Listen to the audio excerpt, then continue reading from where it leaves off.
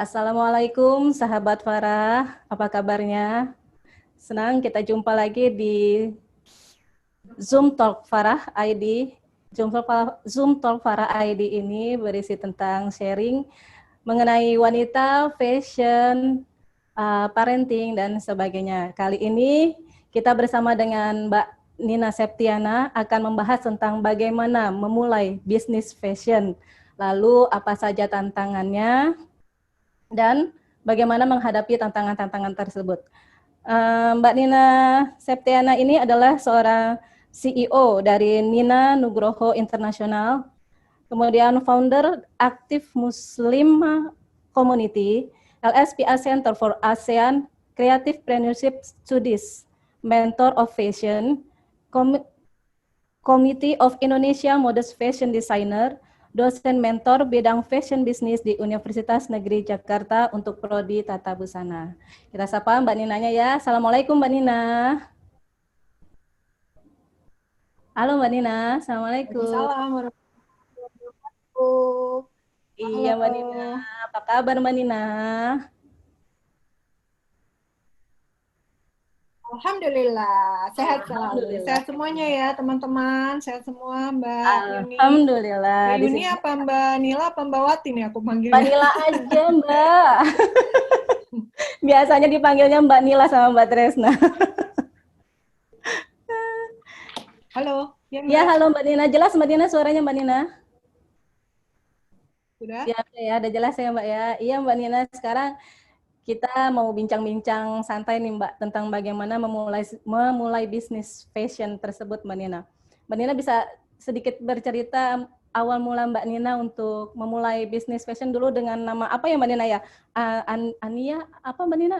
Label Mbak Nina dulu yang pertama tahun 2010. Oh, Sania. Tania, iya. Hmm, Bisa dimulai ceritanya Mbak, bagaimana dulu menemukan Sania tersebut?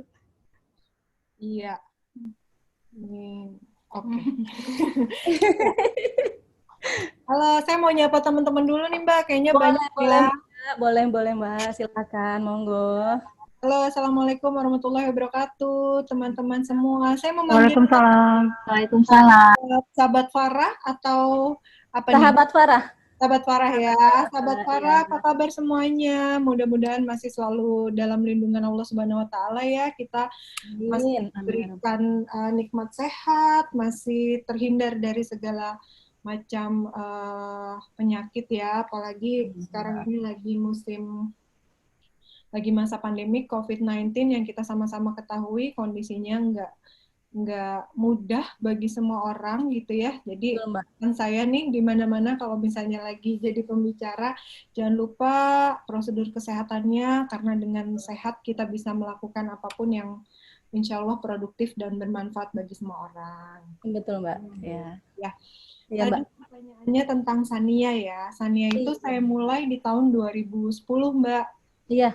Ya, 10 tahun yang lalu, di mana Sania itu memulainya dari tailor made ya. Jadi saya misalnya dulu tuh yang jadi tantangan adalah saya kalau tinggi saya kan 172 ya gitu. Nah kalau misal sederhana sama kayak teman-teman yang lain mungkin ya yang punya proporsi badan apa nggak kayak orang Indonesia Iya. gitu. Apa kayak orang Jepang, apa kayak orang bule Iya, gitu. Mbak ya. Iya, kalau pakai baju itu suka nggak ada yang pas gitu. Apalagi kalau misalnya mau pakai gamis atau mau pakai rok gitu kan suka banyak yang terlalu jigrang gitu, kependekan. Nah akhirnya Iya, saya iya. coba bikin baju gitu. Nah dari apa yang saya bikin, terus teman-teman saya tertarik gitu kan. Wah Nina lucu ya bajunya, iya beli di mana, bikin sendiri gitu. Akhirnya mau dong gitu. Bermula dari situ. Dan Sania ini juga berkembang lumayan Mbak saat itu gitu. Karena saya juga selain banyak pesanan juga kan uh, kayak buka lapak ya di mall-mall gitu. Karena 10 tahun lalu di mana busana muslimah itu sudah ada ya, tapi pemainnya tuh masih sedikit gitu. Iya, jadi apa aja yang di apa ya di present oleh oleh ya entah penjual baju muslimah, entah itu desainer busana muslimah, itu tuh laris gitu. Nah, saya juga selain banyak yang pesen, buka lapak di mall-mall tuh Mbak, lumayan sehari bisa sampai saat itu ya, bisa sampai 11 juta, 15 Wah, juta gitu penjualannya. per Tapi hari itu Mbak. per hari, sampai nggak semuanya bisa saya bikin sendiri gitu. Jadi di combine dengan ya ada yang beli di Tanah Abang gitu misalnya kan, ada yang pesen sama temen gitu. Jadi intinya sih itu bukan hanya sebuah brand ya, tapi itu kayak kayak ya udah ini tempat jualanannya saya gitu kan, namanya Sania Ya. gitu. Mm-mm. Nah, kemudian Mm-mm. waktu berganti ya, saya sambil nyeritain Boleh, perjalanan Sania nggak boleh apa-apa nih? silakan Mbak. Boleh, boleh silakan Mbak.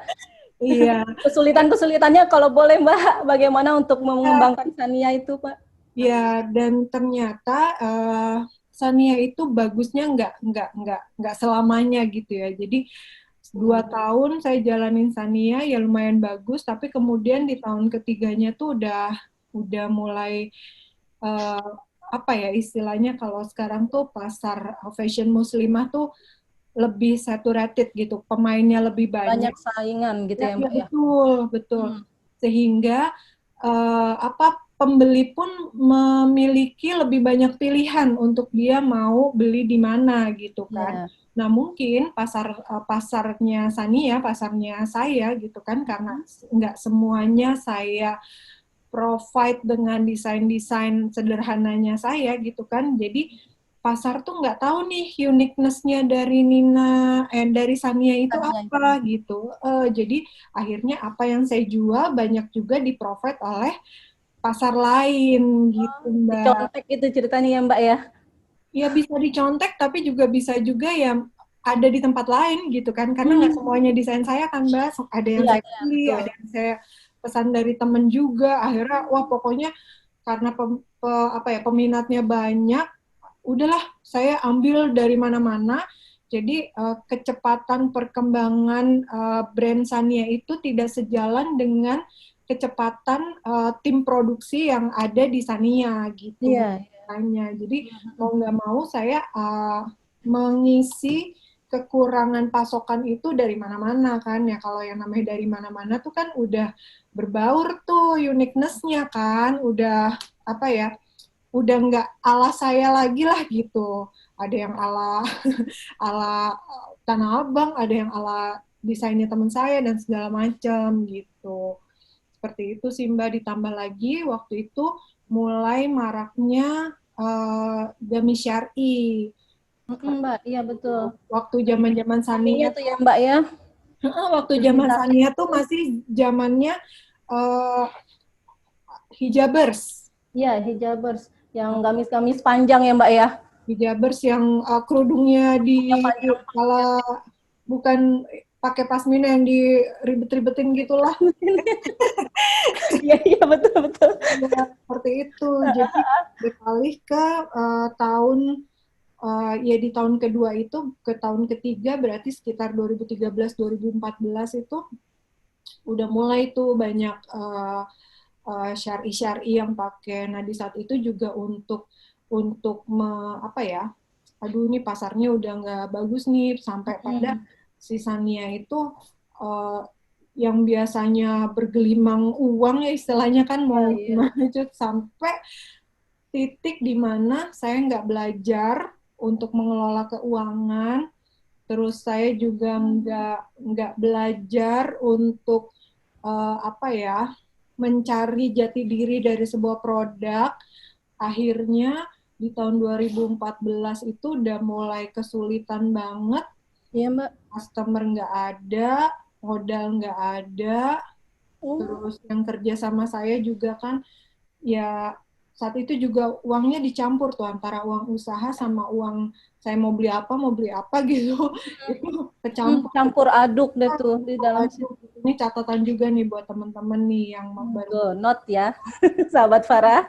Jangan antara uang pribadi dan uang usaha tuh dicampur aduk. Itu berantakan deh tuh cash flow-nya. Karena kita nggak bisa nge-keep modal di awal untuk diputerin lagi. Kalau misalnya mau ngambil ya kita konsisten aja ngambilnya berapa persen gitu ya. Iya. Uh, udah beberapa tuh penyebab ke kolapsnya Sania kan. Tania, iya betul Saya Mbak. nggak bisa mengelola cash flow, saya nggak menggali lagi desain produk saya gitu kan. Terus saya juga nggak konsisten, keenakan gampang ngambil di orang kan. Akhirnya saya udah nggak punya kontrol terhadap produk saya sendiri, malah banyak di-profit oleh orang, terus kemudian malah juga di saat yang sama juga pasarnya berubah kan seleranya gitu. Seleranya mulai bergeser. Nah, di modal-modal terakhir saya tuh waktu itu saya coba berusaha untuk ngikutin tren pasar tuh Mbak, mulai bikin yang namanya si syari juga gitu Mbak. Bikin brandnya itu namanya Syariah Gami Syari, Oh iya. gitu. Jadi sebelum ke brand Mbak Nina Nugroho, kita ke Saria dulu gitu Mbak. Syariah dulu Dari Mbak. Sania ke Saria, baru ke Nina atau bagaimana tuh Mbak? Oh iya, Sania, Saria, baru Nina Nina Nugroho. Nugroho. Saria itu bisa keep up selama 1,5 tahun lah gitu. Sampai saya benar-benar di setengah tahun terakhir itu kesulitan untuk bayar pegawai gitu. Pegawainya juga belum banyak ya pada waktu itu. Cuma ada satu pola, potong, terus 2 orang penjahit. Udah, satu orang ya warawiri lah, kadang-kadang jadi SPG, kadang-kadang dia nganterin pesanan gitu. Udah segitu aja tuh orangnya gitu. Iya, iya. Nah, dengan orang yang segitu doang aja gitu, itu udah saya nggak bisa bayar gajinya tuh Mbak gitu. Sampai benar-benar kalau udah mau bayar gaji tuh, aduh dapat duit dari mana lagi ya, sampai kadang suka beli tas-tas tuh, kadang-kadang sampai jualin tas-tas, kadang-kadang pokoknya segala macem deh demi untuk nggak ngerepotin orang. Terus sampai sampai pinjam uang rumah gitu kan, terus sampai terakhiran itu minjem uang suami untuk nutupin gaji Gaji kan. karyawan. Nah, sebulan, 2 bulan, suami saya masih ya udah nggak apa-apa, ya udah nggak apa-apa. Tapi lama-lama kan, weh, ini gimana kan? Kok begini terus gitu. Gak ada kemajuannya ya Mbak ya? Semakin ditolong, saya semakin oh ya udah, Enakan. udah ada yang nolong ya udah gitu kan. Nah, suami saya oke, nggak bisa begini terus nih. Akhirnya satu waktu di awal 2016 ya, waktu itu suami saya ngajak saya untuk ngobrol serius tuh Mbak gitu. Ya, kebetulan suami saya juga kan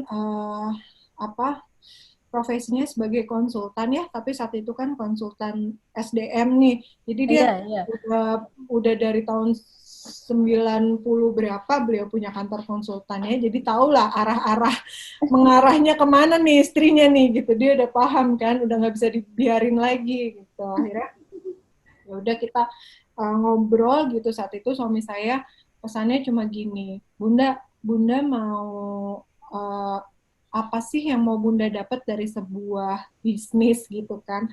Bunda mau main-main, mau menjalankan bisnis ini hanya sebagai hobi, atau Bunda memang mau punya bisnis yang serius gitu kan. Awalnya udah cuma ditinggalin pertanyaan itu aja, saya sampai nggak bisa tidur itu berhari-hari. Terus akhirnya saya ngadep lagi ke suami saya, ayah, kayaknya yang selama ini dijalanin ya hobi aja deh, karena memang nggak punya tanggung jawab secara luas gitu ya, saya pribadi gitu. Itu berarti bentuk keputusasaan Mbak Nina apa gimana itu Mbak? Ngomong seperti itu. Itulah Mbak, udah putus asa kan, udah nggak punya duit, udah bingung mau kayak gimana, mau pinjam uang lagi juga udah di warning kan sama suami. Terus kata suami gini, akhirnya ya udah jawaban ayah cuma satu, kalau misalnya Bunda cuma mau menjalankan sebuah bisnis untuk ngejalanin hobi aja gitu, maka dengan berat hati, ayah larang katanya Bunda untuk punya bisnis. Oh, iya. Berhenti sampai di sini aja gitu. Iya, iya, Mbak. Tapi kalau memang Bunda mau punya bisnis yang sesungguhnya, ayo kita berjuang sama-sama. Ayah mau jadi mentornya Bunda gitu, untuk kita bisa buka bisnis sama-sama. Gitu. Senang ya Mbak dimentorin pribadi begitu ya Mbak ya, punya mentor pribadi. Suami sendiri kayaknya semangatnya lebih berapa kali lipat gitu ya Mbak ya. Ya, karena apa ya, jadi sebenarnya kita itu butuh disentil ya, ibaratnya mungkin gitu ya, sahabat Farah semua juga ya, untuk supaya kita menyadari kondisi yang sesungguhnya yang kita hadapi itu seperti apa gitu. Terkadang kita denial gitu ya, tidak mau mengakui terhadap kondisinya kita. Sebenarnya kita tuh udah nggak sanggup, udah nggak bisa gitu, tapi kita masih kekeh, malu dilihat orang gitu kalau misalnya kita tuh sampai gagal gitu. Iya, iya. Sebenarnya kalau misalnya kita udah ada di kondisi seperti itu, kita mau nggak mau harus mengambil jarak sejenak terhadap apa yang kita hadapi gitu Mbak, supaya kita bisa berbeda ya, kita melihat kita melihat sesuatu dari dalam permasalahan itu sendiri, kita ada di dalamnya, berusaha mencari tahu apa yang terjadi kan sulit Mbak, karena kita berpacu dengan permasalahan itu sendiri kan gitu. Berbeda dengan kita mengambil jarak sejenak, melihat permasalahan itu dari sudut pandang yang komprehensif lah gitu. Kacamata orang lain ya Mbak ya. Mencoba untuk melihat dari segala sisi gitu. Melihat segala sesuatu dari berbagai macam sisi gitu kan. Karena kemudian ya kalau misalnya saya terus-terusan seperti itu ya saya tidak bertanggung jawab namanya terhadap orang-orang yang bekerja sama saya, karena semuanya semau saya aja gitu kan. Iya. Mau belanja bahan, enggak, uangnya mau beli tas dulu. Akhirnya kan apa yang jadi kewajiban saya kan tidak saya lakukan gitu kan. Akhirnya kemudian berdampak kepada tidak berjalannya produksi yang seharusnya berjalan gitu. Terus kalau nggak ada barang ya nggak ada yang bisa dijual kan. Akhirnya mau nggak mau ambil lagi dari orang. Ya udah terus aja begitu, bikin lingkaran setan Mbak gitu. Akhirnya ya udah, alhamdulillah punya suami yang mengingatkan gitu. Iya, iya. Apa-apa yang punya potensi mengarah ke track yang salah gitu. Jadi sahabat Farah di sini juga kalau punya sahabat atau punya suami yang pada saat kita salah, apalagi saat berbisnis ya, itu mengarahkan ya Mbak ya. Paling mengingatkan gitu kan. Mengingatkan, Jangan kemudian sotoy banget sih, apa sih gitu kan. Karena sejatinya seorang sahabat atau seorang partner atau pasangan itu adalah ya yang mau mengingatkan kita gitu. Betul. Baik buruknya kita ya diingatkan, diapresiasi gitu. Jadi bersyukurlah kalau misalnya di sekitar sahabat Farah semua ada orang-orang yang seperti itu gitu. Lalu setelah sama suami nih Mbak, dibimbing sama suami, itu masih menemukan kesulitan lagi nggak Mbak? Dalam menjalankan apa tadi, syariah ya Mbak ya? Syariah. Masih menemukan kendala nggak gitu Mbak? Ya, pada saat suami saya berbicara seperti itu, kemudian saya give up. Oke, ayah, Bunda mengakui yang Syariah yang sedang berjalan itu adalah murni gitu, karena saya hanya menjalankan sebuah hobi gitu kan. Jadi oke, kalau begitu Syariah dan Sania ditutup Mbak. Udah. Jadi itu tahun berapa itu Mbak? 2016 awal. 2015 akhir lah. Itu 2015 akhir itu udah semua yang udah saya lakukan dari tahun 2010 tuh ditutup. Gitu. Nah, kemudian berdiam diri dulu sejenak gitu kan, untuk kemudian beberapa waktu ke depannya suami ngajak ngobrol lagi tuh untuk gimana masih akan tetap menjalankan, karena dia tahu kan passion itu adalah salah satu passionnya saya gitu Mbak. Dan dia juga tahu saya butuh identitas gitu kan saat itu gitu. Jadi nggak cuma dikenal sebagai bundanya anak saya 4 kan tadi, bundanya Rafa, bundanya Arsya, bundanya Kila gitu kan. Juga butuh dikenal sebagai saya sendiri, Kalau diri saya saya gitu ya sendiri Mbak ya. gitu. Iya, awalnya sih sesederhana itu gitu karena memang apa ya, eh, banyak lah ininya Mbak ke mentality health gitu jatuhnya jadinya kan kalau kita bisa bisa apa ya punya sesuatu yang kita hasilkan sendiri gitu itu pasti akan membuat diri Bangga kita kayaknya Mbak ya. ya selain bangga juga merasa berguna gitu. Guna, iya betul. Seperti itu. Nah, itulah sekilas perjalanan dari 2010 ke akhir 2015 sampai dengan semuanya itu dengan berat hati saya tutup gitu, Mbak. Terus akhirnya menemukan Mbak Nina Nugroho itu label Nina Nugroho itu ya Mbak ya? Ya, akhirnya kemudian di awal tahun 2016 itu kan mulai tuh gimana gitu kan, mau lanjut apa mau udah aja gitu. Terus saya udah sholat sholat malam, sholat istihara gitu kan, karena ada sebuah trauma tersendiri gitu ya Mbak, Iya takut betul. gitu kan untuk ngejalanin sesuatu gitu. Nah, tapi saya juga berat di mimpi besar saya. Mimpi besar saya adalah ingin menginspirasi sebanyak mungkin orang melalui karya-karya yang saya hasilkan, gitu. Terus ya udah, kalau begitu kata kata suami kan, yuk kita sama-sama bikin sebuah brand yang nantinya bisa menghantarkan Bunda dan juga brandnya Bunda, juga timnya Bunda untuk bisa menginspirasi orang sebanyak-banyaknya dari karya yang sudah Bunda hasilkan, gitu katanya. Untuk Ya. memulai itu tipsnya bagaimana tuh Mbak? Nah, ini nanti kita akan memperlihatkan PPT-nya atau enggak ya, Mbak? Boleh, boleh Mbak. Oke. Dari saya atau yang share screen? Dari saya ya? Bisa dari Mbak Nina, boleh Mbak Nina? Oke, sebentar ya. Jadi Oke Mbak Nina. kita bisa tahu nih step-stepnya. Jadi tadi Boleh. kan sahabat Farah sudah tahu ya background ceritanya gitu Tuh kan. bangunnya Mbak Nina bagaimana ya Mbak Nina? Dan saya rasa sih itu masalah yang dialami oleh banyak orang ya Mbak gitu. Betul Mbak Nina, betul Lihat sekali pada itu. saat memulai sebuah Ya. bisnis gitu Ya. ya. Semua disebut bisnis ya Mbak ya. Walaupun kecil, besar disebutnya bisnis. Iya, betul. Ya. Oke, sebentar. Oke Mbak. Ditunggu tips-tipsnya Mbak Nina Nugroho.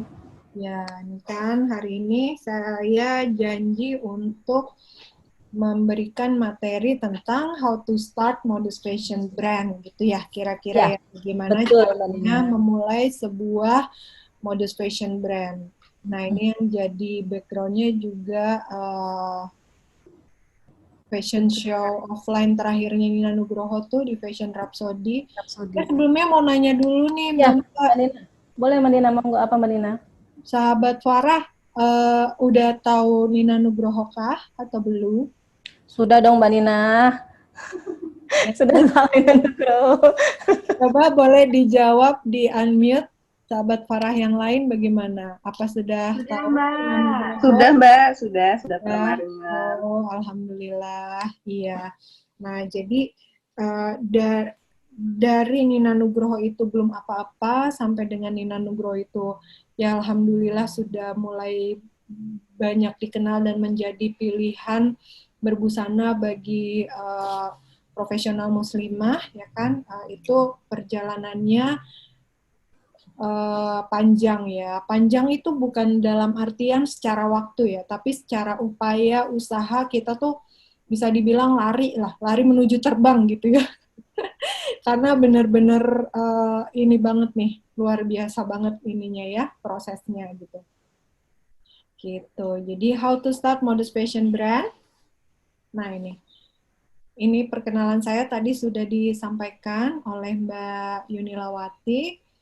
Langsung selanjutnya, nih, how to start. Wah, kalau misalnya kita ditanya how to start, jawabannya apa? Jawabannya, ya bagaimana? Ya saya bisa nggak ya? Ya Iya. banyak lah ya sesuatu yang seperti itu. Tapi kalau misalnya ditanya ke berbagai macam mentor bisnis, bagaimana menjalankan atau memulai sebuah bisnis, jawabannya adalah ya mulai aja. Gitu. Mulai aja pokoknya ya Mbak ya. Ya, iya dimulai saja. Karena sejatinya pembelajaran itu dimulai pada saat kita memulai. Gitu. Baru ada proses belajar tuh ya Mbak ya. Ada proses belajar.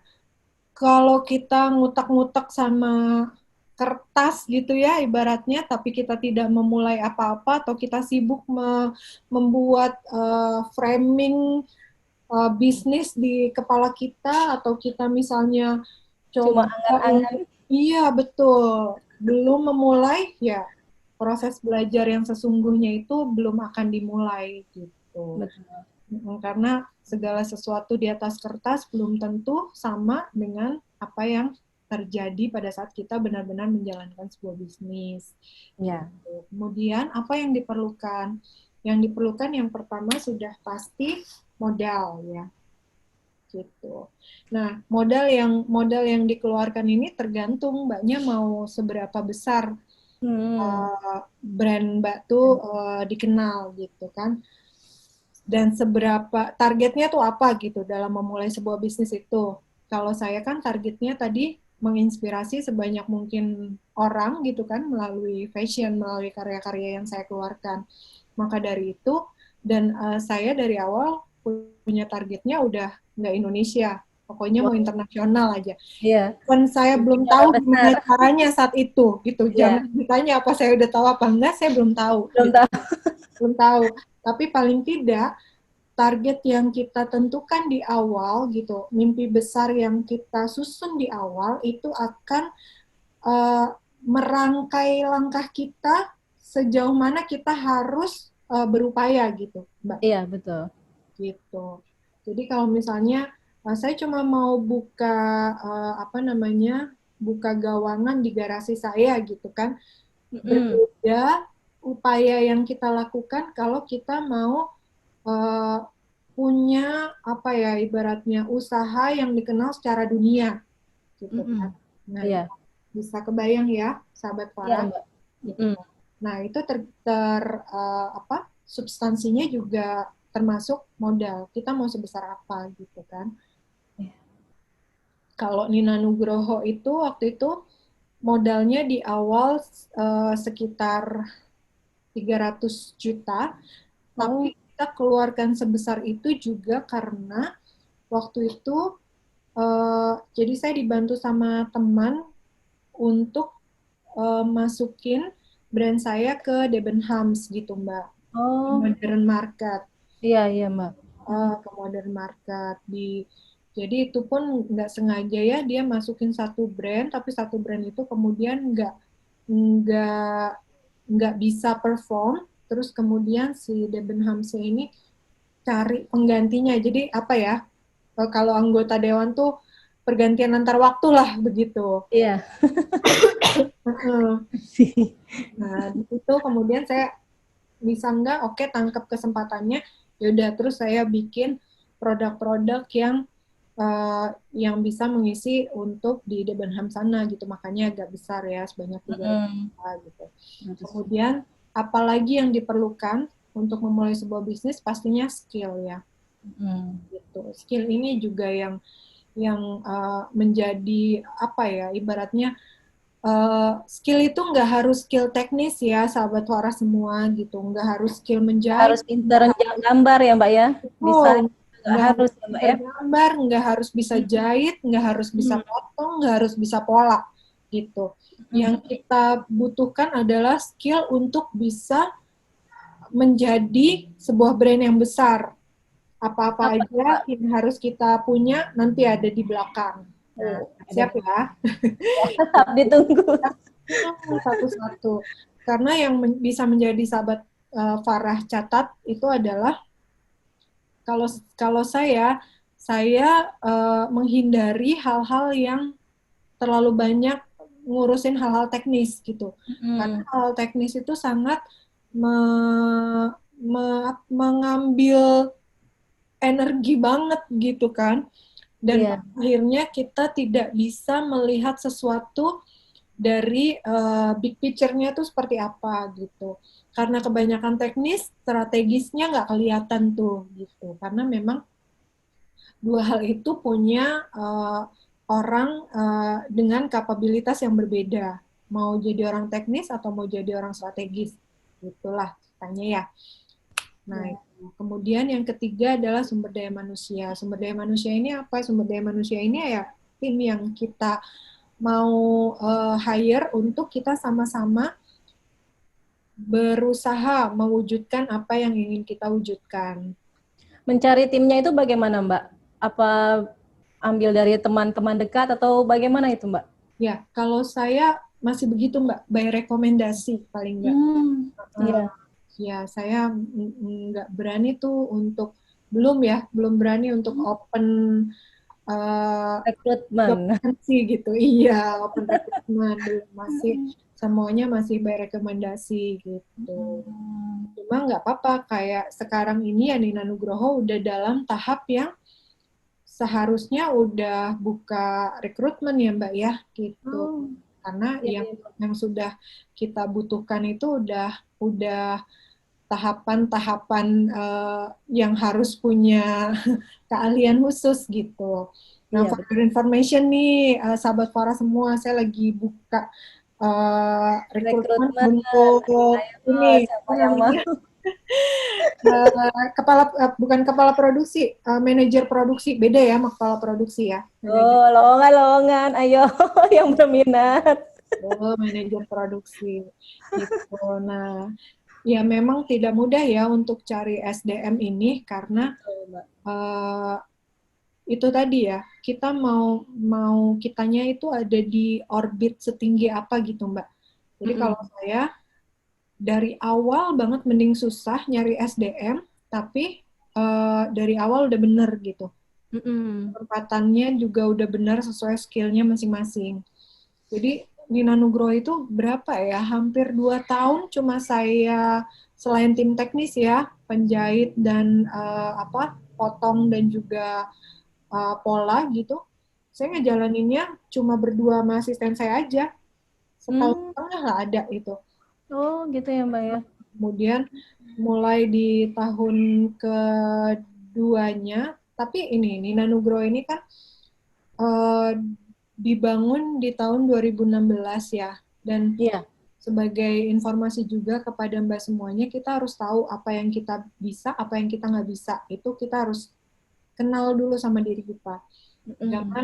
Jangan kita so tahu gitu. Semuanya ya, diborong semuanya. Betul, apa yang kita bisa dan apa yang nggak kita bisa gitu. Itu yang kadang menjebak kita untuk melakukan sesuatu yang sebenarnya kita nggak punya capability gitu di dalamnya. Kemampuan untuk itu ya Mbak ya. Nah, saya pribadi tidak punya kemampuan untuk digital marketing kan. Nah, tapi karena di awalnya itu kita pakai konsep modern market, hal itu belum perlu ya.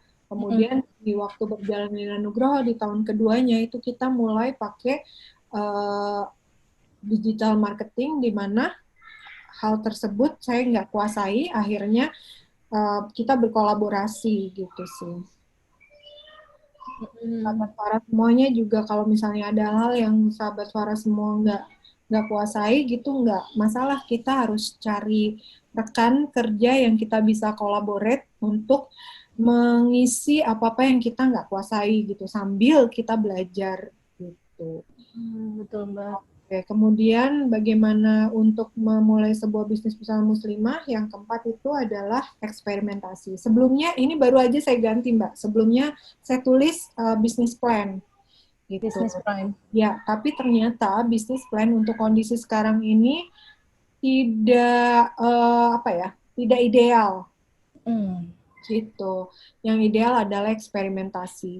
Semakin kita bereksperimen terhadap produk-produk yang kita jual gitu kan, cocok atau tidak, diterima atau tidak dengan pasar, kemudian apa ya, sesuai atau tidak gitu kan dengan persona yang kita buat sebagai segmen pasar kita gitu. Itu perlu terus eksperimentasi sampai dengan ketemu sebenarnya tuh orang seperti apa sih yang beli produk kita. Kalau Nina Nugroho udah ketemu tuh, udah jelas usianya, secara apa namanya, psikografis orangnya itu seperti apa, atau secara demografis itu ada di daerah mana gitu kan.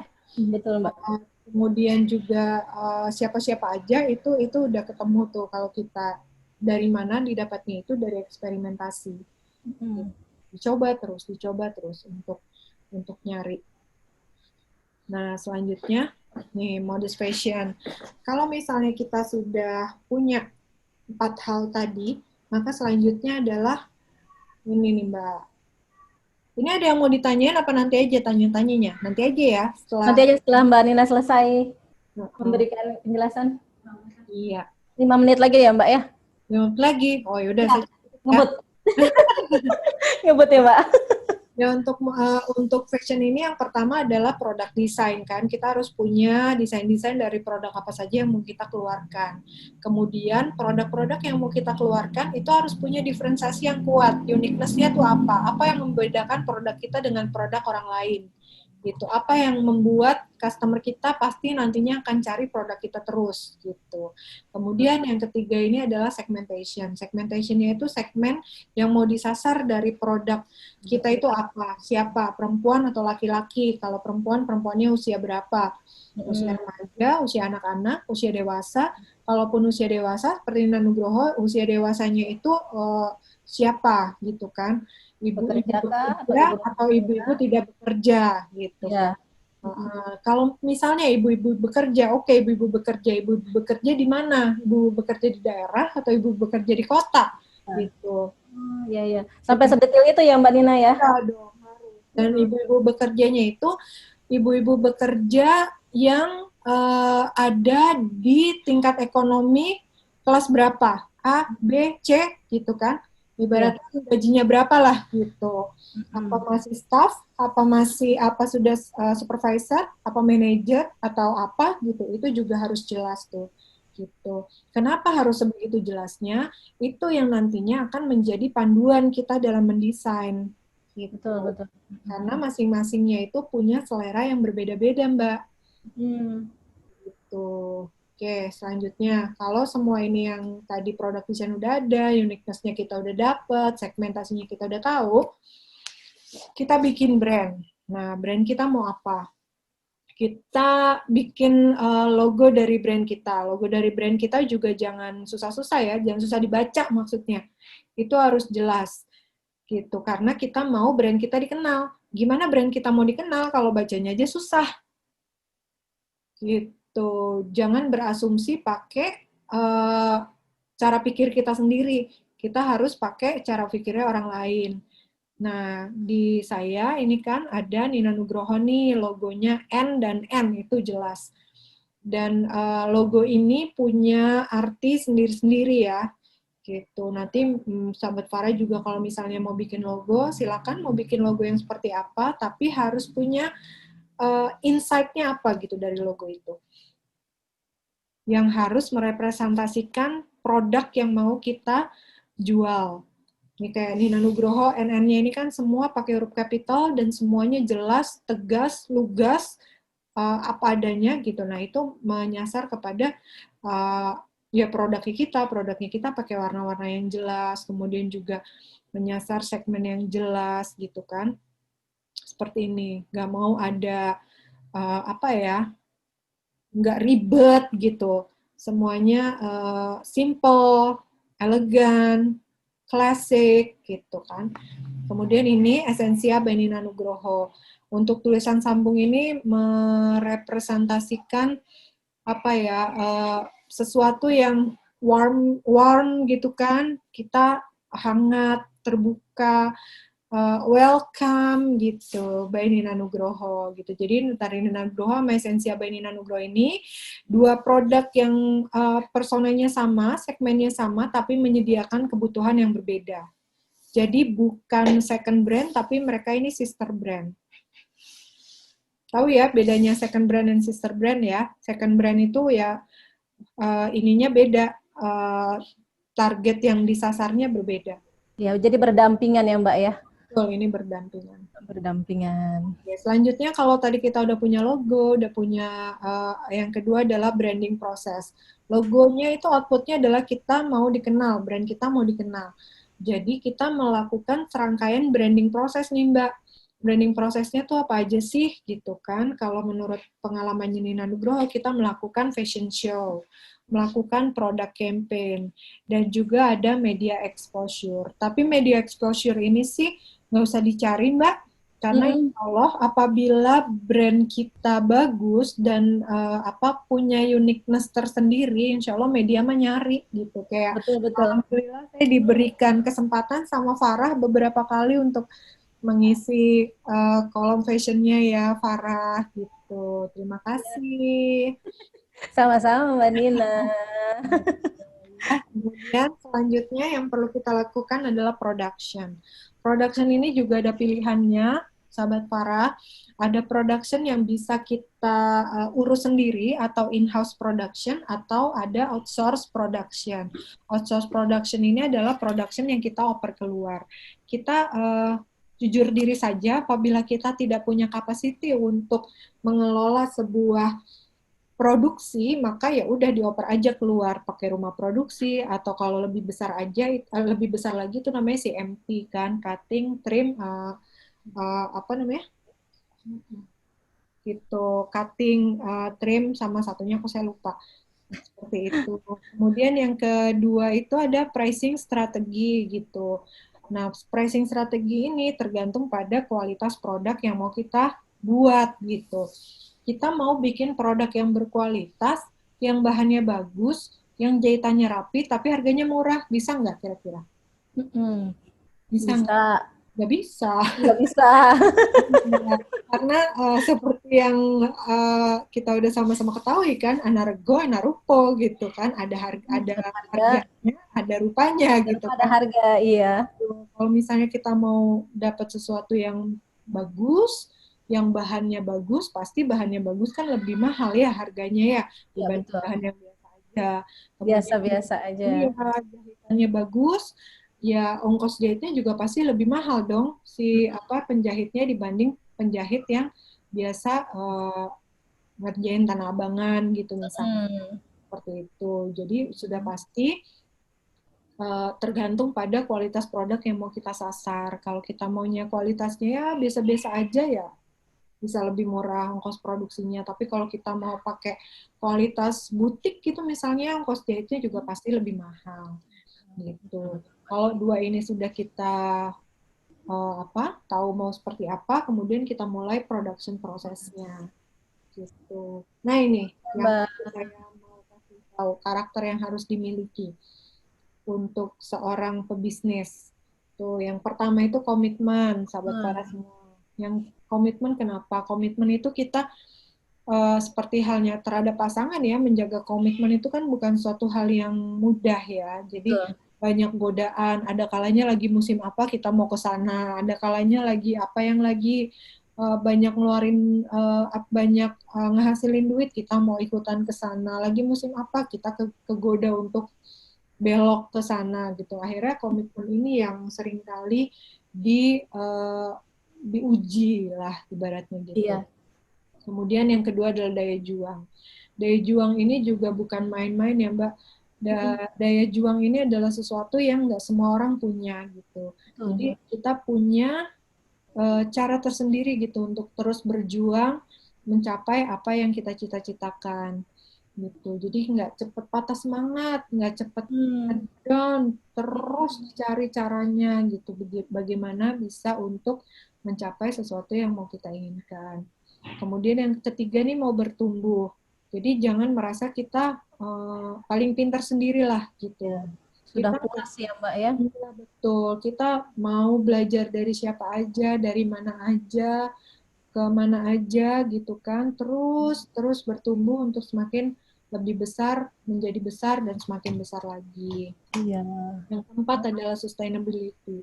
Jadi jangan sampai produk yang kita atau brand yang kita keluarkan itu hanya untuk saat itu aja gitu. Tapi harus berkelanjutan karena kembali lagi ke komitmen itu kan, kita harus punya konsistensi untuk mengeluarkan sebuah produk. Konsistensinya nggak usah Inovasi ya Mbak ya. nggak usah banyak-banyak lah. Misalnya kita cuma 1 bulan 10, it's okay. Yang penting konsisten 10, 10, 10. Kalau udah bisa semakin banyak, ya udah dinaikin 15, 15, 15.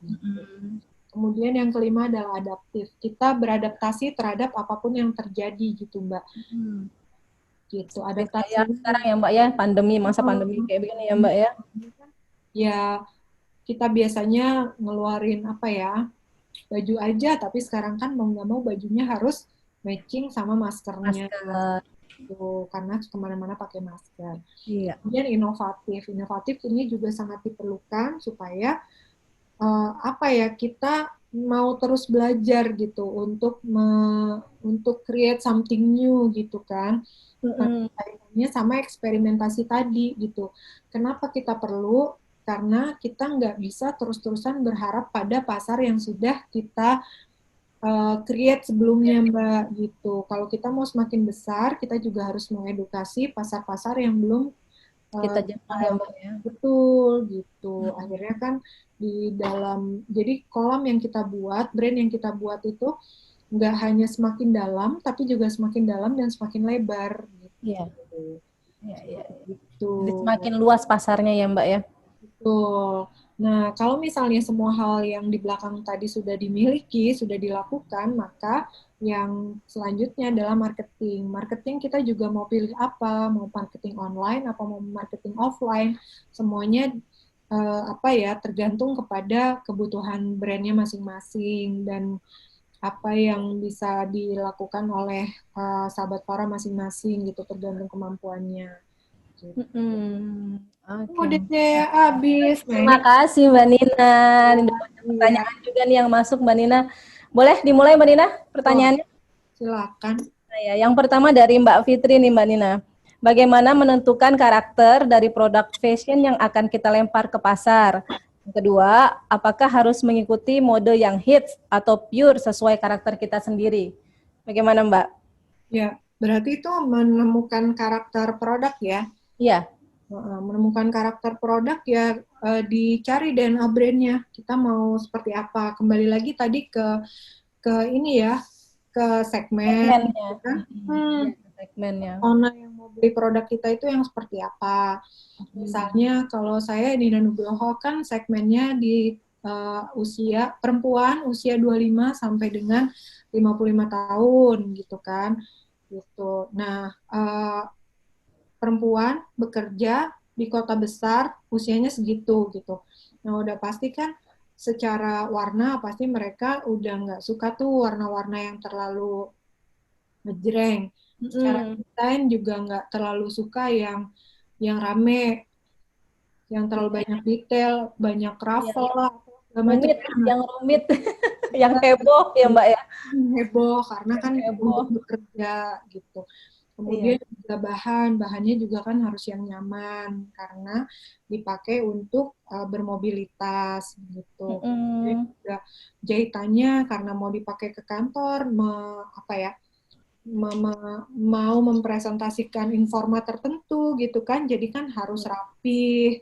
Kemudian juga karena ibu-ibu, maka desainnya itu nggak yang terlalu fit to body kan, jadi agak ya cuttingannya enak, tapi juga iya di bagian lengan agak kita besarin sedikit, karena yang namanya ibu-ibu kan lengan, pinggul kan Oh iya, bagian-bagian sensitif.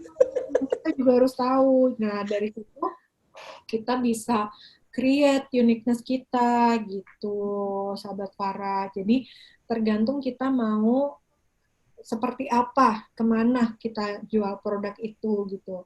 Jadi nggak bisa sama ya antara satu produk dan produk lainnya. Yang pasti sih harus memenuhi kebutuhan dari customer yang kita sasar. Karena balik lagi produk yang laku adalah produk yang dibutuhin. Kenapa sekarang masker laku? Karena kan masker dibutuhin. butuhin. Betul, Mbak. Iya. Kalau misalnya kita nggak butuh, ya nggak akan laku. Seperti Mm-mm. itu. Itu aja sederhananya. Jadi, customer needs itu, Penting ya, Mbak ya. iya, Poin betul. penting gitu ya. Nah, lebih penting lagi kita nemuin antara inginnya market gitu kan, sama idealisme desain kita gitu. Itu yang kedepannya yang akan jadi tantangan kita bersama. Mm-mm. Oke, Tuh. terima kasih Mbak Nina. Iya, ya. Pertanyaan kedua dari Mbak Sarah nih. Mbak Sarah mau ngomong langsung atau bagaimana Mbak Sarah? Iya dong, biar ada suaranya. Ngomong langsung aja. Halo, selamat sore Mbak Nina. Apa kabar? Halo Mbak Sarah, selamat sore. Alhamdulillah baik. Mau tanya, saya sebelumnya udah pernah cobain bisnis juga. Mm, Dan di awal-awal give up. Karena ternyata awal-awal nggak sesuai ekspektasi. Apanya? Karena kan waktu awal kita banyak mengawang-awang bakal kayak gini, nantinya sebulannya kayak gini. Tapi tiba-tiba ketika eksperimen, hasilnya tidak memuaskan. Akhirnya, oh, udah males daripada buang-buang waktu, udahin aja. Mm, Nah, yang jadi pertanyaan adalah gimana supaya kita punya daya juang yang kata Mbak Dina tadi, supaya kita bisa nggak putus asa, nggak gampang males deh dilanjutinnya. Iya. Terus yang kedua adalah dalam eksperimen ini kan pasti kita kepikiran ketakutan akan takut buang-buang uang. Iya. Gimana cara kita untuk strict? Kayaknya kalau misalnya mau eksperimen nggak apa-apa deh uangnya di nothing tulus aja gitu. Terus yang ketiga, karena sebenarnya orang tuh kan selalu punya banyak ide untuk melakukan bisnis. Mm, Yang jadi masalah adalah gimana cara menentukan satu ide yang benar-benar oke, ini deh yang mau dibisnisin gitu. Terima kasih Mbak Nina. Iya. Oke, ada 3 pertanyaan ya tadi Mbak Sarah. Yang pertama, menumbuhkan daya juang. Menumbuhkan daya juang, kita harus tahu mimpi besarnya kita untuk membuat sebuah brand itu apa. Itu yang nantinya akan banyak nolong kita sih Mbak. Gitu. Kayak misalnya saya kan tadi udah bolak-balik disampaikan ingin menginspirasi sebanyak mungkin orang melalui karya-karya yang saya keluarkan gitu kan. Nah, itu tentu saja prosesnya pasti panjang kan. Jadi di saat nanti misalnya saya lelah atau saya capek, saya give up gitu, saya udah nggak tahu harus ngapain, atau yang paling sering sih bosen ya, gitu. Bosen gitu. Itu kita balik lagi, yang bisa mengkatrol daya juangnya kita adalah mimpi besarnya kita itu gitu. Jadi Mbak Sarah juga harus tahu nih, kenapa sih Mbak Sarah tuh bikin sebuah brand, mau ngetrenan doang, keren-kerenan doang, atau mau biar dibilang jadi pengusaha. Wah, itu sih akan mudah sekali tuh nantinya untuk membuat kita down gitu. Pastikan mimpi besar kita itu adalah sesuatu yang pencapaian tertinggi yang ingin kita capai gitu kan, melalui apa yang kita buat sekarang gitu sih Mbak. Seperti itu. Jadi itu yang nanti akan membantu kita untuk terus punya daya juang gitu. Jadi kalaupun capek, ya bukannya stop, tapi istirahat sejenak, nanti ayo kita mulai lagi. Seperti itu. Jadi menaikkan daya juang itu adalah dengan cara menemukan mimpi besarnya apa untuk bisa terus-terusan mengkatrol daya juang yang pasang surut ya. Kemudian yang kedua adalah eksperimentasi. Eksperimentasi nggak harus mahal, Mbak, gitu. Jadi buat satu aja dulu produknya gitu kan, untuk divalidasi ke lingkungan sekitar. Jadi ke apa ya, orang-orang seperti apa yang menjadi segmennya Mbak gitu kan. Misalnya yang Mbak Sarah kuliah apa gimana? Udah lulus? Udah lulus Oh, udah lulus. Iya, misalnya usianya berapa? 24. Udah kerja. 24. Udah kerja, udah berkeluarga? Belum? Saya wartawannya Remol. Oh, oke. Nah, Mbak Sarah ini kan misalnya bikin produk untuk seusianya Mbak Sarah gitu ya, 24 tahun gitu, untuk eh, yang sudah bekerja tapi apa namanya, early early inilah ya, awal-awal kerja lah ya gitu kan.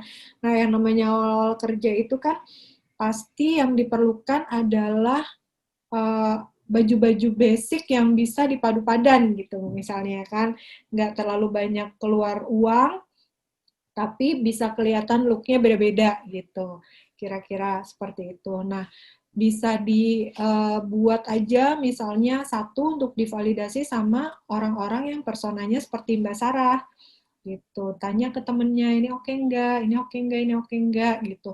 Sampai dengan misal ada 50 orang, 50 orang yang ditanya, 70%-nya bilang oke, oke dilanjutkan gitu.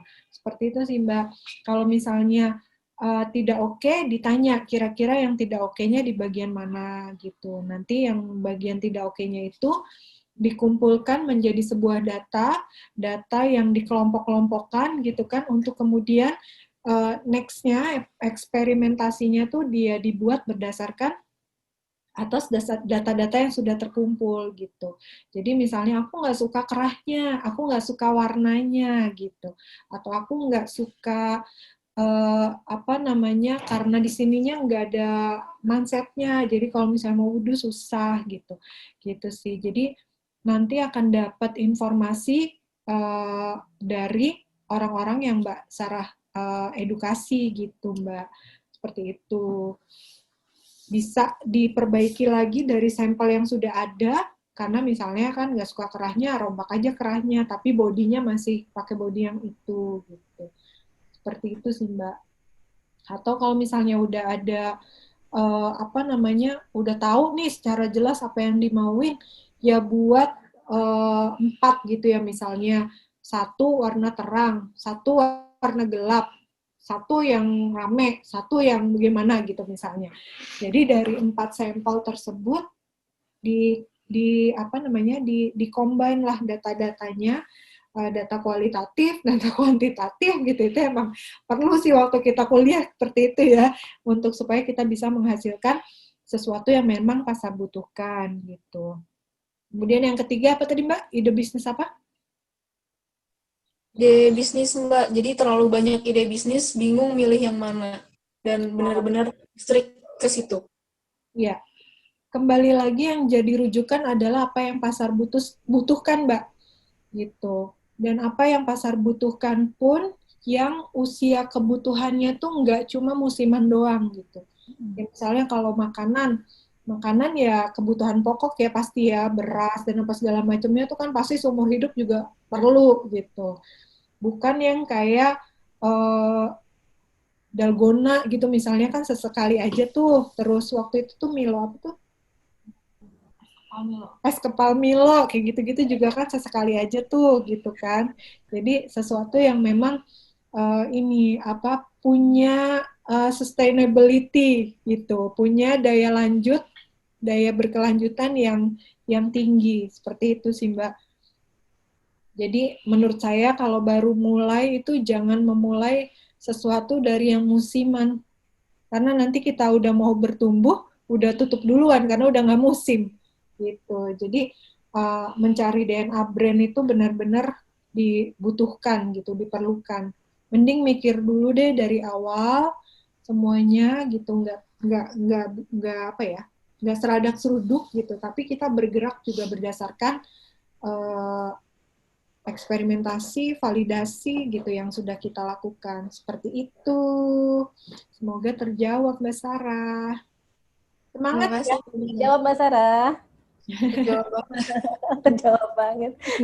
Penanya selanjutnya ya Mbak ya. Ada Iya, Mbak Rina dari Bogor. Mbak Rina mau dibacain atau mau bicara langsung? Mbak Rina, mana Mbak Rina? dibacain aja kali ya. Ya. Pertanyaannya gini Mbak Nina. Mbak Nina mau bertanya nih, bagaimana cara membuat bisnis plan yang sederhana di awal usaha dan bagaimana cara menentukan bahan yang akan kita produksi untuk jilbab atau baju misalnya. Apakah Mbak Nina survei ke sejumlah tempat? Terima kasih Mbak Nina. Terima kasih Mbak Rina ya tadi ya. Kita Mbak Rina. beda tipis nih namanya nih. Nina dan Rina. Cocok ya Mbak? Cocok kita ya. Mbak Rina, tadi bisnis plan ya. Bisnis plan itu sederhana aja sih Mbak bikinnya. Kalau mau bikin ya gitu. Yang pertama kita mau ngeluarin produk apa. Produk apanya itu mau uangnya tuh mau balik dalam jangka waktu berapa lama. Kayak misalnya gini, saya mau modal saya balik dalam jangka waktu 1 tahun gitu misalnya ya. Oke, berarti kita tentukan dulu tuh 1 bulan itu kita mau produksi berapa, kemudian habis itu dalam jangka waktu 1 tahun itu kan berarti dikali 12 ya yang kita produksi untuk 1 tahun. Nah, untuk barang yang kita produksi itu kira-kira mau dijual berapa gitu. Mau dijual berapanya itu kita mau ambil range keuntungan tuh berapa. Seperti itu sih. Nanti kembali lagi dikalikan 12 gitu. Kemudian di situ juga harus ada ruang untuk eksperimentasi gitu ya Mbak. Jadi produk yang kita keluarkan misalnya ada 10 produk. 10 produk itu 70% produk yang udah fix, 30% produk eksperimentasi. Atau kalau untuk di bisnis awal sih saya suggest-nya dibalik. 70% eksperimentasi, 30%-nya itu udah produk yang fix. Karena dari yang 70% itu nantinya akan dapat lagi produk yang fix, kemudian persentasenya dari 30% tuh naik terus gitu loh.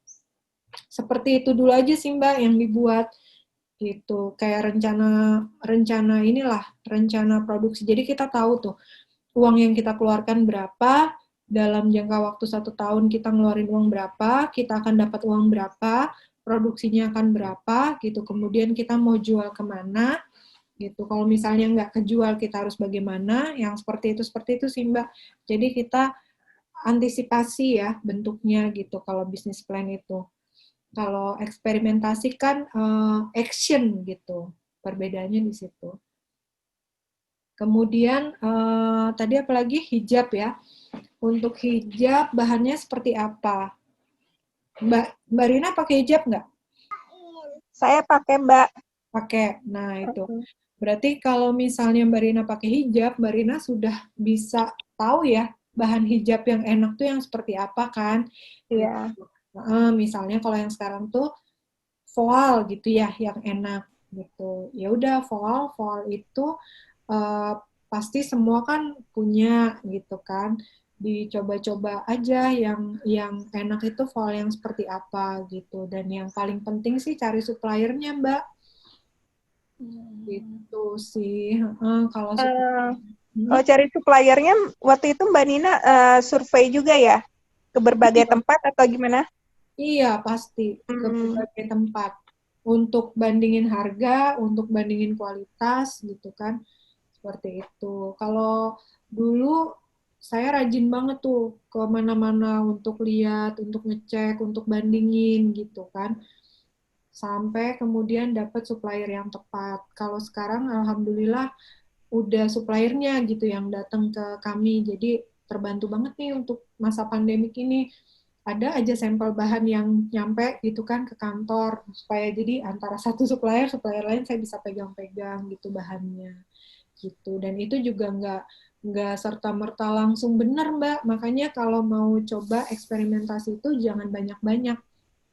Kalau tadi 70-30% itu kan besaran dari jumlah produknya dari 10, 7, dan 3 gitu ya. Yang 7 eksperimentasi, yang 3 itu yang udah fix. Dari yang 7 eksperimentasi ini, nggak usah banyak-banyak gitu jumlahnya. Kalau yang 30% tadi misalnya jumlahnya masing-masing 10. Kalau yang 70% ini, yang 7 ini masing-masing jumlahnya 5 aja gitu misalnya. Seperti itu. Oke Mbak, jelas sih. Makasih ya Mbak. Sama-sama Mbak Rina. Iya, Mbak Nina. Makasih ya, Mbak. Mbak Rina, makasih. Mbak Rina ada di mana itu kacamatanya cocok ya? Mbak Nina, selanjutnya nih Mbak Nina dari KIPMA IIP, Institut Ibu Profesional. Mau tanya, Mbak Nina yang cantik dan soleha, izin tanya. Amin. Untuk eksperimentasi ini, apakah Mbak Nina punya variabel tolak ukurnya atau instrumennya, Mbak? Iya. Eksperimen. Ibu, ini ya kayak saya lagi di kampus gitu. Lagi ngajarin ya sama mahasiswanya ya, Mbak ya? Instrumennya pasti baju-baju yang mau kita eksperimentasikan ya, yang mau dilempar ke publik gitulah ibaratnya kira-kira. Seperti itu. Terus apa tadi selain instrumen? Tolak ukur, variabel. Variabel tolak ukurnya apa? Iya, tolak ukurnya kalau misalnya saya sih kenyamanan, kemudian fitting ininya apa polanya, terus kerapihan jahitan, terus apa namanya kebersihan, terus kerapihan, finishing, terus itu yang nanti membantu kita untuk apa ya namanya menjadikan hal-hal yang dicek pada saat quality control tuh Mbak. Tuh, seperti itu sih yang seperti itu Bu, kebersihannya gimana gitu, terus finishing produknya gimana, terus jahitannya gimana, rapi apa enggak, fittingannya sih yang penting, terus bahannya gitu, bahannya nyaman apa enggak gitu, seperti itu. Terus apa namanya yang hati-hati tuh untuk busana muslim tuh di tangan sama di ini ya, di pinggul. Terlalu besar atau terlalu sempit gitu ya, Mbak ya?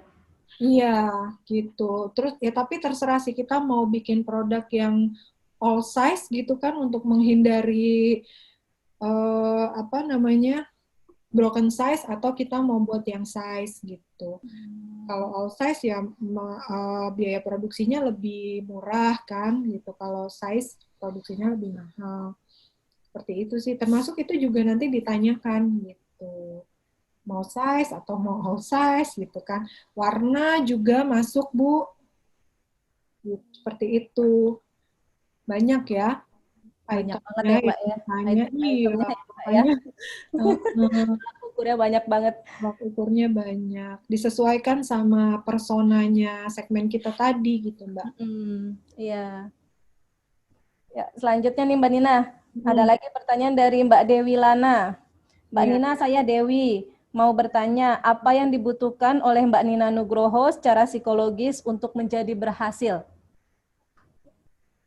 Tadi sudah yang tadi punya daya juang, komitmen gitu kan. Kemudian juga yang pasti sih jadi setiap tahapan berbeda-beda sih Mbak yang dibutuhkan gitu kan.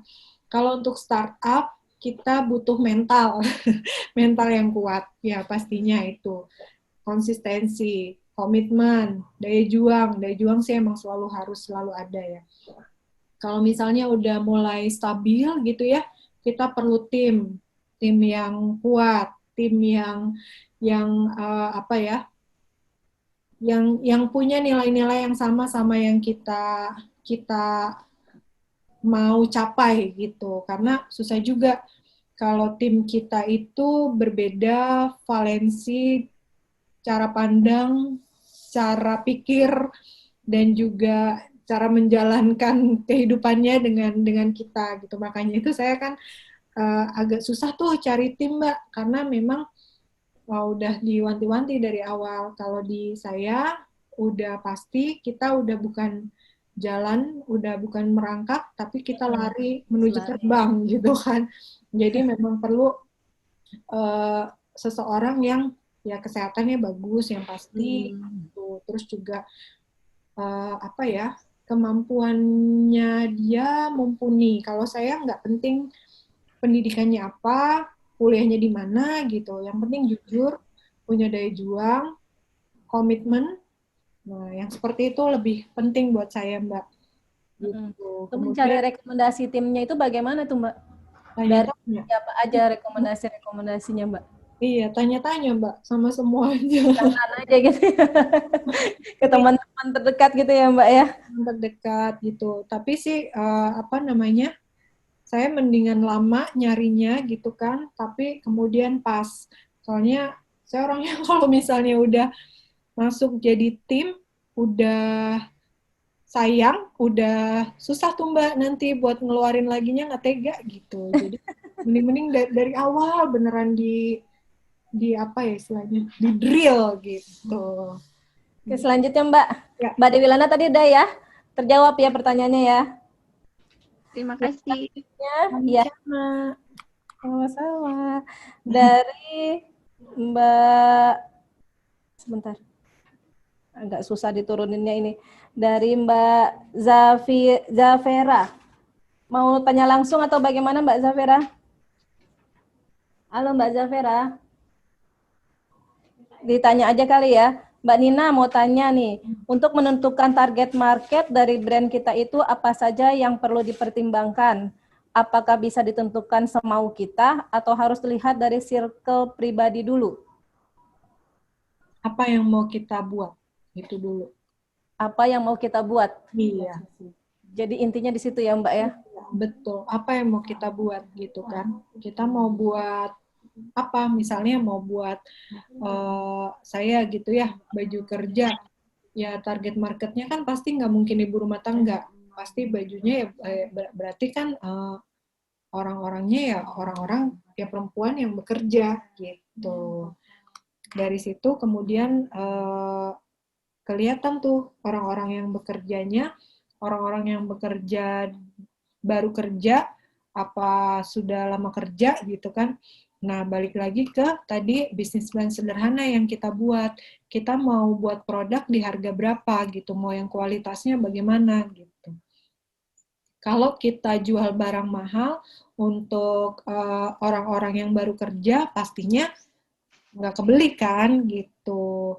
Kayak Nina Nugroho tuh kan harganya juga kan di atas 400 gitu ya, di atas 500 sampai dengan 1 juta gitu. Nah, kita pastinya menentukan segmennya adalah ibu-ibu bekerja yang sebagian besar sudah punya satu posisi tertentu lah gitu di sebuah kantor atau instansi gitu. Yang uangnya ya ada lebih untuk beli busana kerja, seperti itu sih Mbak, kira-kira. Jadi semakin kita tepat menentukan segmennya, semakin mudah kita mengedukasi marketnya gitu, sehingga semakin cepat barang kita terjual. Seperti itu Mbak. Mbak siapa tadi ya? Mbak Zafera. Zafera. Iya, selanjutnya Mbak Nina, ini mau bertanya langsung atau yang selanjutnya dari Mbak Ira Arif. Ya, Mbak Nina, saya Ira mau bertanya. ya. Saat penjualan kita menurun, langkah apa yang sebaiknya kita lakukan? Apakah penjualan produk dengan memberikan diskon atau bagaimana solusinya, Mbak? Terima kasih, Mbak Nina. Ya, sama-sama. Solusi tercepat adalah memberikan diskon. Tapi jangan lupa memberikan diskon itu juga punya efek negatif untuk brand kita. Jangan sampai setiap penjualan kita turun, kita harus diskon lagi, diskon lagi, diskon lagi. Akhirnya pada Ketahuan tuh ya, Mbak ya. ya, Kalau dia pada lagi saat itu kita ya. jual barang diskonan, nanti customer kita udah antar juga diskon gitu Oh kan. iya, betul-betul. Jadi Nah, belinya nunggu diskon aja ya, Mbak ya. betul. Nah, tadi bagaimana kalau penjualan kita menurun? Kita kembali lagi sih untuk mengevaluasi produknya kita gitu. Dan kita juga jangan lupa kalau misalnya menjual sesuatu ke customer, ditanyakan kenapa suka produk kita, kenapa tidak suka produk kita gitu sih. Jadi dari situ kita bisa dapat datanya. Nah, dari data itu yang kemudian bisa kita evaluasi dan mengarah ke mencari solusi gitu. Jadi kita ketahuan nih, oh sekarang ini penjualan Nina Nugroho misalnya menurun gitu kan. menurunnya karena apa sih? Karena daya belinya yang menurun atau karena produknya yang Kurang bagus, kurang bagus. kurang up to date. Tuh, Hmm. dua hal besar itu sih biasanya yang menjadi faktor menurunnya daya beli. Kalau misalnya daya belinya itu menurun, ya kita mau nggak mau kan harus melakukan berbagai macam penyesuaian gitu. Misalnya apa? Ya misalnya kita buat eh, produk yang DNA-nya masih sama, tapi kualitasnya juga masih sama, tapi mungkin bisa di apa ya? Diminimumkan ongkos jahitnya gitu, misal ya di bagian yang biasanya ribet-ribet gitu, tapi kita ya ribet-ribetnya dikurangi, pasti kan tuh ininya berkurang tuh ongkos jahitnya. Seperti itu sih, Mbak. Terus menggunakan bahan-bahan yang eh, padu padan, bahan dari bahan sisa gitu misalnya, seperti itu juga bisa gitu, supaya kita bisa sustainable. Seperti itulah kira-kira Mbak. Terus juga jangan lupa membangun engagement ya sama customer. Jangan barang kita udah kebeli, udah aja gitu. Jadi kita harus punya data tuh customer yang setia membeli barang kita. Jadi kayak Nina Nugroho itu punya beberapa macam tahapan customer tuh. Ada first time buyer, sampai paling tinggi itu levelnya adalah VVIP gitu. Nah, treatmentnya juga kan pasti berbeda gitu loh Mbak. Seperti Betul, Mbak. Jadi jangan sampai kita tuh kayak apa ya, dan kita juga harus tahu ya, customer kita tuh sifatnya seperti apa. Ada yang suka dikasih informasi terus berupa barang, ada yang nggak suka gitu. Jadi kita juga harus pinter-pinter bikin engagement gitu ke customer. Kayak Nina Nugroho ini kan ada live Instagram kan untuk create engagement. Jadi kita nggak ambil keuntungan apa-apa, tapi kita berikan informasi dan solusi aja gitu. Kemudian juga kadang-kadang kasih free gift gitu ke customer, seperti itu sih. Kalau daya belinya turun, karena memang daya belinya lagi turun, ya kita mau nggak mau Mbak harus adaptasi dan inovasi tadi gitu. Kayak Nina Nugroho kan juga melakukan banyak hal tuh, kayak apa namanya, yang pertama-tama awal pandemik, yuk donasi APD kan. Itu kita dalam kondisi penjualannya lagi caruk-maruk tuh Mbak. Terus habis itu juga bikin program tadi kan Nina Nugroho Solutions. Terus habis itu kita apa namanya, beli produk dapat free mask gitu misalnya. Terus juga create discount juga pernah gitu. Jadi macam-macam hal yang bisa dilakukan, tapi kembali lagi harus sesuai sama siapa segmennya kita. Gitu. Oke, jadi nggak harus selalu diskon ya Mbak ya? Iya, betul. Jadi kalaupun mau bikin diskon, kita harus pinter-pinter menciptakan event. Iya, betul. Jangan tiba-tiba diskon gitu. Akhirnya nanti kita Aneh. apa ya, terimage-kan oleh customer kita adalah ya brand itu mah produk diskonan gitu. Jadi nggak ada nilainya agak rendah jadinya ya Mbak ya? Produknya ya Mbak ya? Iya. Oke deh Mbak, ini mohon maaf nih Mbak, masih banyak sebenarnya pertanyaan tapi nggak bisa semuanya ditanyain ke Mbak Nina karena waktunya juga. Chatnya yang masuk sih lumayan. Souvenir untuk 3 pertanyaan terbaik Mbak. Oh, untuk 5 pertanyaan terbaik. 3 dari Farah, 2 dari Mbak Nina. Gimana Mbak? Mbak Nina dulu yang mau... Oh, kita dulu ya. Kita dulu yang ngumumin ya Mbak ya. 3 peserta dengan pertanyaan terbaik. Yang pertama ada Mbak Ira. Yang kedua ada Kipma Ibu Profesional. Dan yang ketiga ada Mbak Rina dari Bogor. Yeay. Selamat. Ada tambahan lagi dari Mbak Nina? Mbak Nina gimana?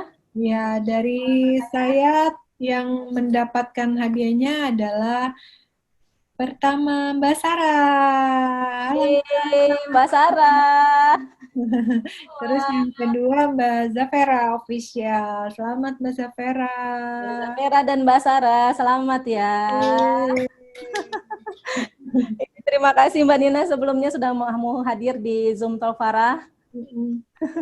Makasih, semoga Mbak Nina sehat-sehat selalu. Amin. Ya, dan semakin sukses Amin, amin ya. karya-karyanya. Amin. Terima kasih ya Mbak, sekian. Terima kasih semuanya ya. Ya, terima kasih Mbak Nina, sehat selalu Mbak Nina. Terima kasih Mbak. Terima kasih untuk peserta yang telah hadir di Zoom Talk Farah sore hari ini. Terima kasih. Assalamualaikum warahmatullahi wabarakatuh. Waalaikumsalam warahmatullahi wabarakatuh.